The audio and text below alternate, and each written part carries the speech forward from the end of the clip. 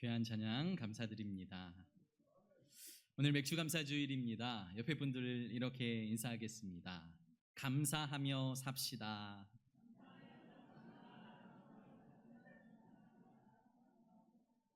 감사합니다. 인사하세요.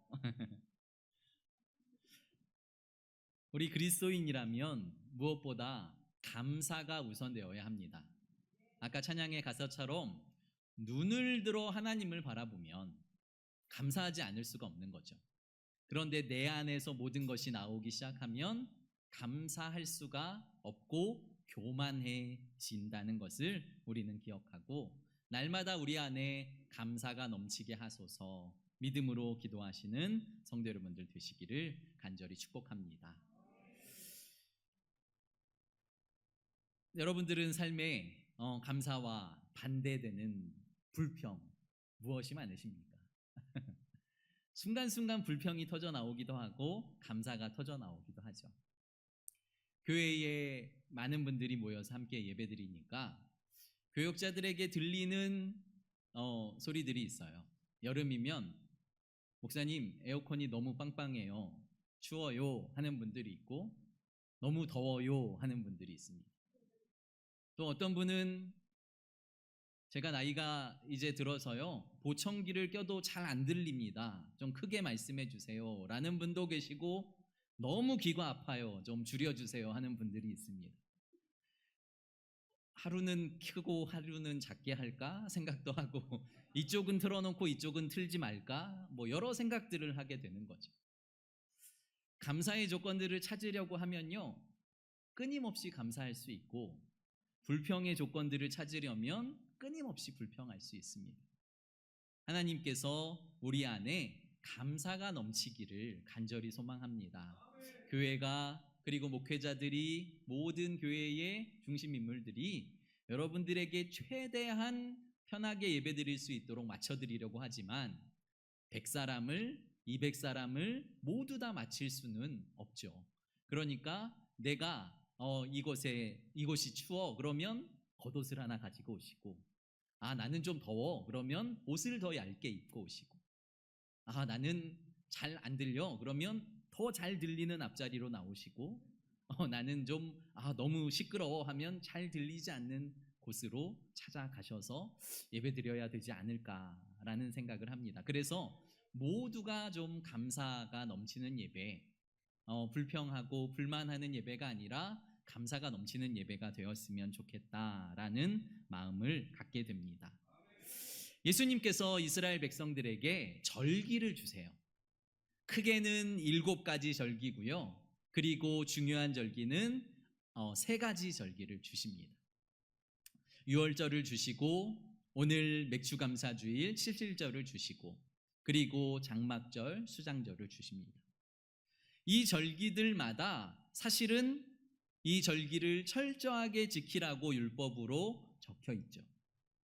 그래서 많은 사람들이 왜 절기를 지키지 않습니까? 어떤 분은 왜 구약의 절기들을 지킵니까? 라는 분들이 있습니다. 이단의 몇몇 부류들은 왜 안식일을 지키지 않습니까? 왜 유월절을 지키지 않습니까? 당신들은 거짓입니다 라고 말하지만, 사실은 유월절을 제대로 지키기 위해선 모두 다 예루살렘으로 가야 합니다. 모두 다 예루살렘에 모여서 예배드려야 제대로 유월절을 지키는 것이죠. 그러나 우리는 예수 그리스도 이후로, 예수 그리스도께서 율법을 폐하러 오신 것이 아니라 완성하러 오셔서 예수님께서 모든 율법의 완성자가 되어주셨음을 믿기 때문에 우리는 유월절을 지키는 것이 아니라 예수 그리스도를 예배하며 경배합니다. 유월절의 유래는 어떨까요? 우리가 너무 잘 알죠. 400여 년간 애굽의 종살이를 하고 있습니다. 하나님께서 그 종살이하던 히브리 백성들을 불쌍히 여기셔서 저들을 출애굽시키기로 결단하시고 모세를 보내셔서 10가지 재앙을 그 땅에 내리시고, 마지막 재앙이 첫 아들을, 그리고 첫 번째 짐승들을 죽게 하는 일이었습니다. 그 일들을 통해서 하나님께서 이스라엘 백성들에게는 너희들이 어린 양의 피를 문방과 문설주에 바르라고 말씀하시고, 피를 바르는 곳마다, 바르는 집마다 유월하시고 넘어가셔서 유월절을 지키게 하십니다. 이스라엘 백성들은 모두 다 목숨을 건질 수 있었고, 그리고 그 모두가 출애굽, 그 홍해를 지나서 출애굽할 수 있게 되었습니다. 하나님은 이 절기를 지키면서 하나님의 하나님 되심을, 하나님께서 이스라엘 백성들을 구원하셨음을 기억해라 라고 유월절을 지키라고 명령하십니다. 그래서 유대인들은 지금도 유월절을 철저히 지키고 있죠. 그런데 우리는 예수 그리스도가 오셔서, 예수님이 직접 그의 피를 흘리셔서 어린 양의 그 번제가 되어 주셔서, 어린 양의 피가 되어 주셔서 십자가의 죽으심과 부활하심으로 그 유월절의 모든 것을 완성하셨다라고 우리는 믿기 때문에, 오히려 고난주간을, 오히려 부활주간을 지키심으로 우리를 죄에서 유월하게 하신, 우리를 모든 죽음에서 유월하게 하신 주님을 예배하고 경배하고 있는 것입니다. 사실 이 맥추감사주일도 마찬가지입니다. 맥추감사주일은 77절이라고 하기도 하는데, 이 77절은 유월절이 지난 7일이 7번 된, 그러니까 77에 49일이 되는 그 날에 크게 예배드려라. 안식일이 7번 지나니까요, 대안식일입니다. 그러니까 그 날을 기념하여서 77절로, 맥주감사주일로, 오순절로, 그리고 50일째 되는 날은 오순절이잖아요. 오순절로 예배해라 라고 하나님께서 우리에게 말씀하십니다. 이 정신은 하나님께서 첫 번째 드려진 열매에 감사하라고 주시는 말씀인 거죠. 오늘 현수막에도 걸려 있고 또한 말씀에도 띄어질 텐데요, 출애굽기 23장 16절 말씀입니다. 같이 한번 읽어볼까요? 출애굽기 23장 16절 말씀, 시작.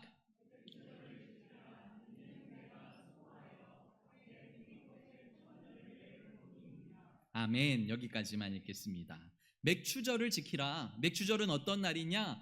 밭의 첫 열매를 하나님께 드리는 날이 맥추절입니다.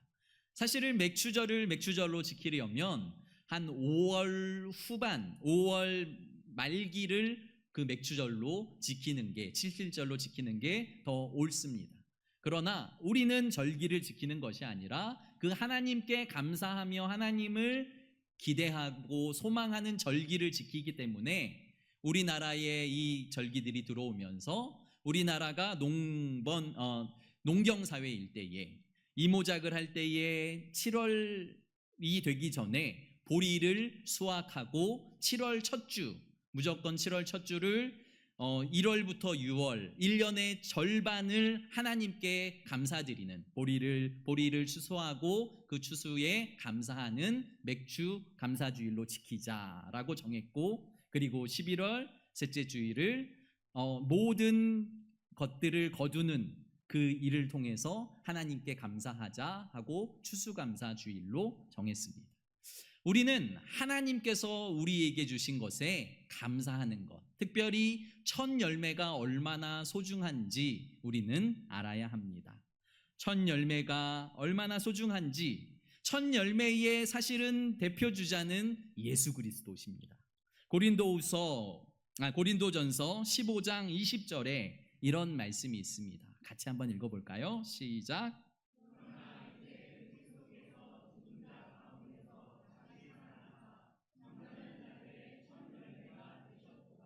아멘. 첫 열매의 가치는 그 첫 열매로 말미암아 모든 것이 결정되는 거예요. 하나님께서 이스라엘 백성들에게 처음 난 아들은 나의 것이다, 처음 난 모든 짐승은 나의 것이다 라고 말씀하세요.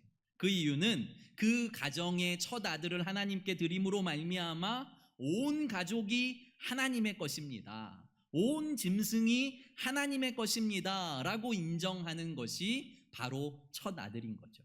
그래서 드려진 아들이 바로 접니다. 첫 아들을 하나님께 드린다고 저에게 허락도 받지 않고 드리신, 거기다가 아멘으로 이름까지 지어버리신, 네, 그분들이 계셔서 네, 제가 이 자리에 있습니다. 그만큼 첫 아들이 중요한 거죠. 그런데 예수님께서 잠자는 모든 자들의 첫 열매가 되어주시는 거예요. 다시 말하면 예수 그리스도의 포도나무에 붙어 있는 모든 열매마다 그 첫 열매이신 예수 그리스도가 죽으심과 부활하심을 통하여서 그 나머지 모든 열매들이 죽음과 부활이, 우리도 부활에 동참할 수 있구나라는 감격을 소유하게 된다는 것을 성도 여러분들 믿으시길 바랍니다. 저도 성도 여러분들이 물론 서울이지만 가끔 채소들을 가지고 오세요. 목사님, 농사지은 상추입니다. 농사지은 무엇입니다. 하고 과일과 채소들을 가지고 오시는 모습들을 보면서 하나님께 드리는 것이구나 기도하고 감사함으로 먹습니다. 저희 어머니 아버지도 그 일들을 자주 하셨던 것 같아요. 집에서 조그만 호박 농사를 호박을 몇 개 심어 놓아도 꼭 첫 열매를 그렇게 목사님께 가져다 드리려고 애쓰는 모습, 별로 크지도 않고 이쁘지도 않은 모습인데도 그것을 하나님께 첫 것을 드리겠다라는 그 마음을 이쁘게 보시겠다라는 생각을 하게 됩니다. 성도 여러분들도 모두 그러한 마음으로 하나님을 섬길 줄 믿습니다. 오늘 첫 번째 말씀 16절 말씀을 그런 의미에서 한번 돌아보길 원합니다. 함께 읽겠습니다. 16절입니다. 시작. 제사하는 처음 익은 곡식가루가 거룩한즉 떡덩이도 그러하고 뿌리가 거룩한즉 가지도 그러하니라. 아멘. 보리를 거두고 밀을 거두고 그리고 모든 열매를 거둔 첫 번째 것들을 하나님께 드림으로 말미암아 하나님께 드리고 거룩해진다는 뜻은 하나님의 소유가 되었다는 뜻이에요. 그 뜻으로 말미암아 나머지 모든 것도 하나님의 소유입니다 라는 고백이 바로 첫 열매를 드리는 고백입니다. 우리가 왜 11조를 드리고 왜 감사헌금을 드리고 우리가 왜 모든 제목의 헌금들을 드릴까요? 그 헌금들을 통하여서 하나님 이 11조를 드리지만 100을 주신 분이 하나님이심을 우리가 믿음으로 고백합니다. 100을 주신 하나님께 영광을 돌립니다 하고 하나님을 인정하는 행위가 이 일을 드리는 첫 열매를 드리는 행위라는 것을 우리는 잘 알고 있습니다. 어떤 여자 청년이 맥주감사주의를 맞이하여 다음 주일에 맥주감사주의를 예배로 드립니다. 목사님께서 말씀을 합니다. 여러분들 정성껏 맥주감사주일 헌금을 준비해서 감사의 제목들을 적어서 내어주시면 좋겠습니다 라고 광고를 하는데 한 여자 청년이 예배가 끝나고 이 목사님께 오는 거예요. 목사님, 저희 집은 농사도 하지 않고요, 제가 요즘에 크게 감사의 제목도 없습니다. 그런데 꼭 헌금을 해야 합니까? 목사님이 당황스럽지만 자매님, 그러면 헌금하시지 않으셔도 돼요. 그런데 한 가지 한번 일주일 동안 곰곰하게 생각해 보십시오. 정말 감사의 조건들이 없는지. 이 자매가 집으로 가서 일주일 동안 생활을 하며 감사의 조건들을 한번 생각해 본 거예요. 그런데 깜짝 놀란 거죠. 감사 조건들이 얼마나 많았는지. 내가 건강하게 회사를 다니고 오가는 일도 감사의 조건이구나. 내가 이렇게 먹고 마시는 것도 감사의 조건이구나. 나에게 어머니 아버지가 있고 나에게 가정이 있는 것, 내가 이렇게 살 수 있는 것, 친구가 있고 나의 모든 삶이, 또한 내가 교회에 다니고 예수님을 믿는 모든 것이 감사의 조건이 아닌 것이 없구나 라는 생각을 했습니다. 그러면서 이 자매가 결단한 것이 내가 매일 생각날 때마다, 감사의 조건이 생각날 때마다 500원씩 저금통에 저금을 해봐야겠다라고 큰 돼지 저금통을 하나 사요. 그리고 날마다 감사의 조건이 생각날 때마다 500원, 1000원씩 그곳에 저금을 하기 시작합니다. 시간이 많이 흐르고 이 자매가 결혼도 합니다. 그럼에도 불구하고 여전히 이 자매는 저금통에 500원씩 저금을 하는 거예요. 그리고 많은 시간이 지나서 결혼을 하고 IMF가 찾아왔는데 남편이 사업을 하던 그 남편의 사업이 망하게 된 거예요. 그런데 기도를 하다가 이 여인이 자신의 감사 통장이 생각이 났답니다.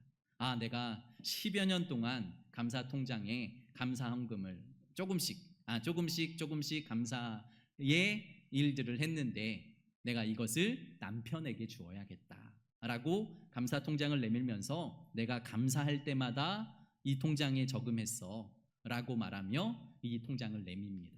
그런데 그 통장에 8천만 원이 넘는 500원씩 모았는데도 감사가 생각날 때마다 넣었더니 큰 돈이 그곳에 들어있었고 그 남편이 그것을 받아들고 함께 하나님께 감사했다는 거죠. 작은 일에 감사하기 시작하면 그 감사가 또 다른 감사를 낳고 또 다른 감사를 낳습니다.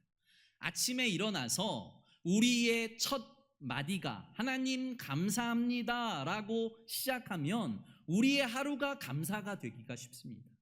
그런데 우리의 하루가 첫 마디가 아이고 못 살겠네 이러고 시작하면 하루가 어려움을 당할 수도 있다는 것이죠.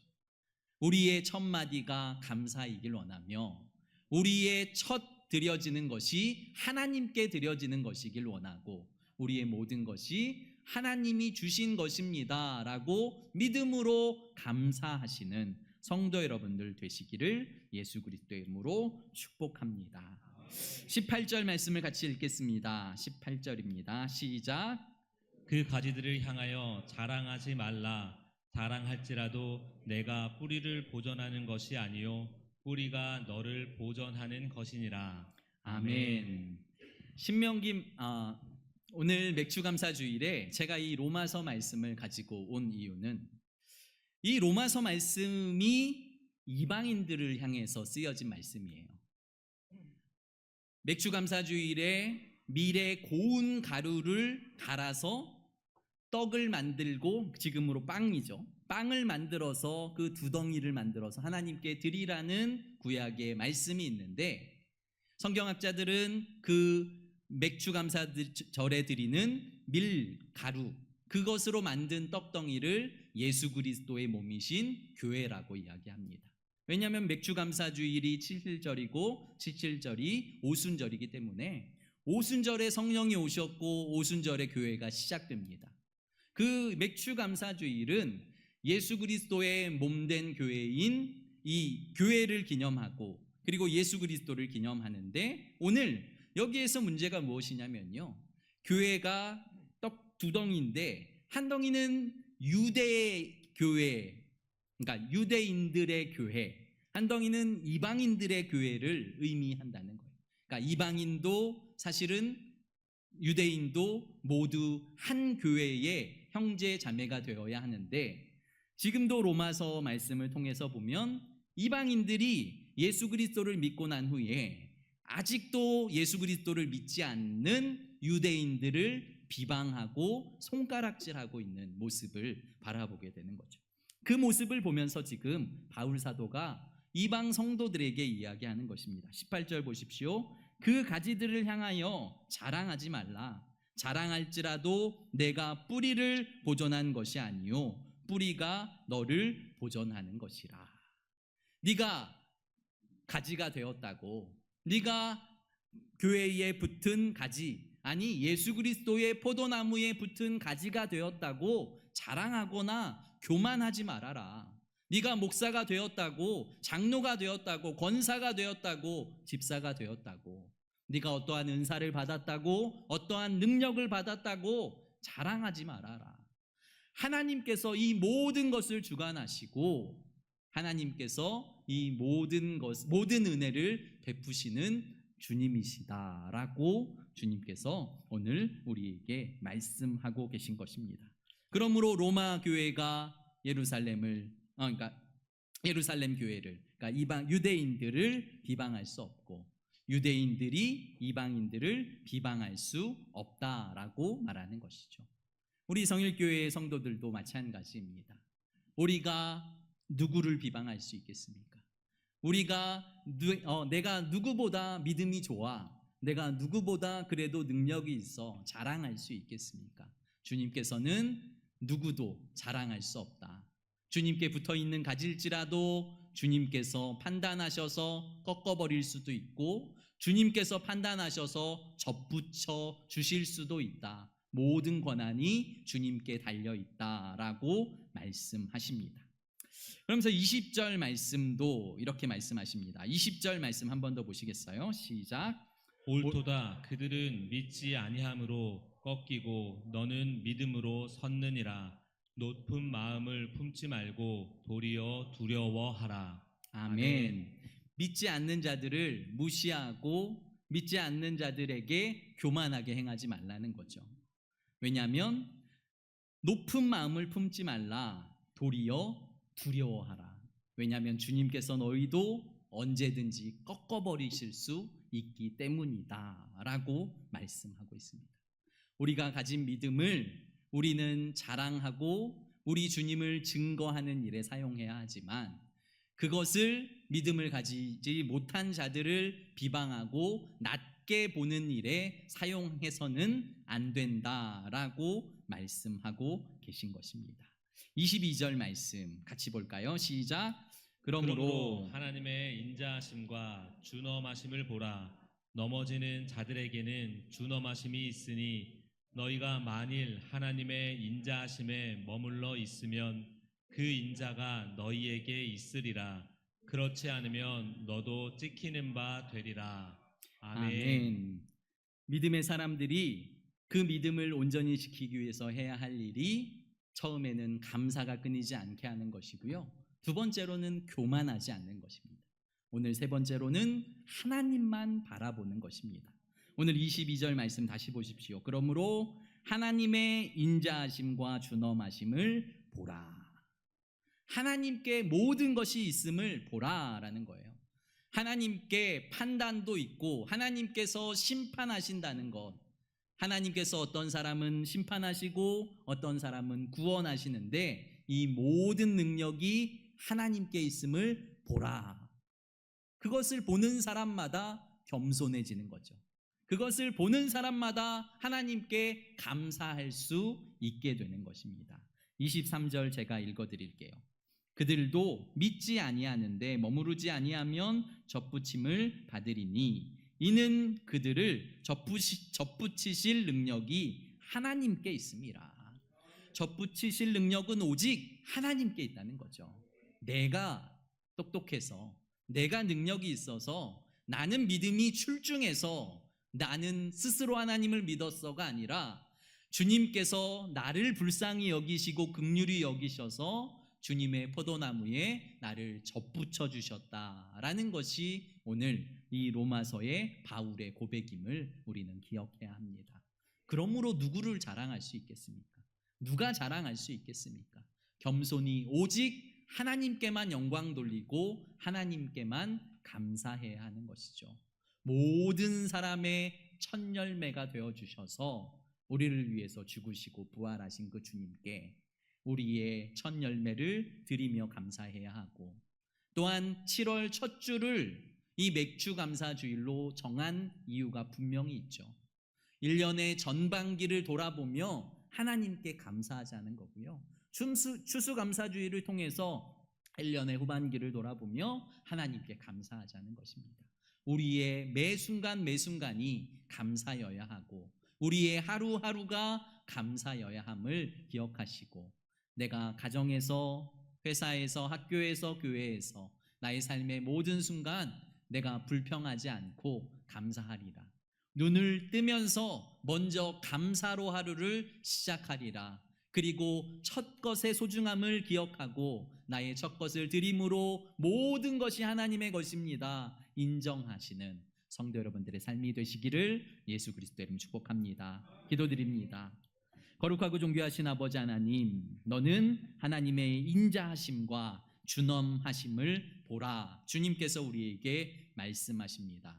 주님의 인자는 한이 없으셔서 우리를 사랑하시고 그의 은혜로 덮으시지만 그의 준엄하심은 주님을 인정하지 않고 교만하게 살아가는 모든 자들을 심판하시는 자이심을 우리가 기억하게 하여 주시옵소서. 맥주 감사주의를 통하여서 우리가 주님의 은혜를 생각하게 하시고 이날을 통하여서 우리와 함께 하신 지난 1년의 전반기를 지키시고 보호하신 하나님을 바라보며 영광 돌리게 하여 주시옵소서. 사랑 많으신 예수님 이름으로 감사하며 기도드립니다. 아멘.